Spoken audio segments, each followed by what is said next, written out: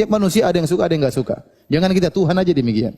Ada yang memuji Tuhan, ada yang mencela Tuhan. Orang Yahudi mencela Tuhan. Allah tidak selamat dari celaan orang-orang Yahudi.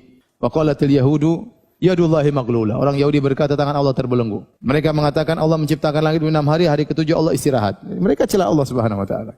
Allah tidak selamat dari celaan. Para nabi juga tidak selamat dari celaan. Nabi SAW dicerca, sampai sekarang ada yang mencerca Nabi SAW, dan demikian para nabi-nabi yang lain. Nah, Anda pun demikian. Mungkin ada orang benci sama Anda. Bisa jadi kebencian tersebut timbul Anda yang benar, mereka yang salah. Bisa jadi kebencian tersebut timbul karena Anda yang salah. Nah, bagaimana sikap kita terhadap orang-orang yang benci sama kita? Kalau sampai kepada kita cercaan mereka, kita lihat apakah cercaan ini benar pada diri kita. Kalau benar, maka siap kita melakukan perbaikan.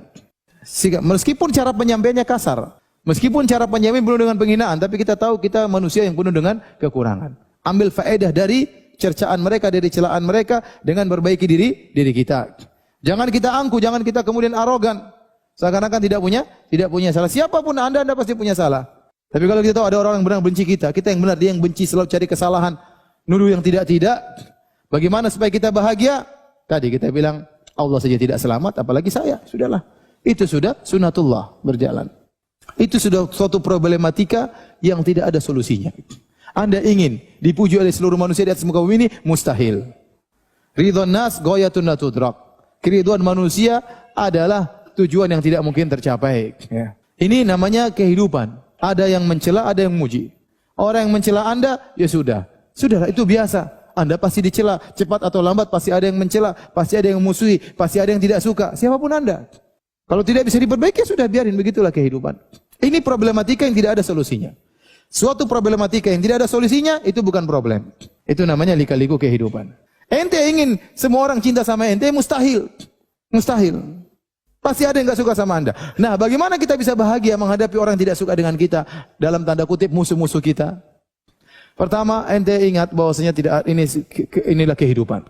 Yang kedua, orang lebih afdal daripada Anda yang tidak ada cacatnya, tidak ada kekurangannya, ya, juga tidak selamat, para nabi. Tuhan yang Maha Esa pun tidak selamat dari cacaan makhluknya. Ini yang pertama. Yang kedua, jangan sibukkan diri Anda dengan mereka. Jangan pernah pingin tahu tentang kabar mereka. Jangan cari-cari tahu tentang apa omongan mereka. Itu hanya membuat Anda sengsara. Dia ngomong apa tentang saya sih? Ngapain ditanya-tanya? Biarin dia ngomong, ente enggak usah dengar. Makanya Syekh Sa'di mengatakan, kalau ada yang mencela Anda, sesungguhnya kemudaratan itu muncul tatkala Anda ingin tahu tentang dia. Kalau Anda cuekkan, Anda bahagia aja. Udah, dia ngomong apa yang penting Anda sama istri, sama anak-anak, selesai.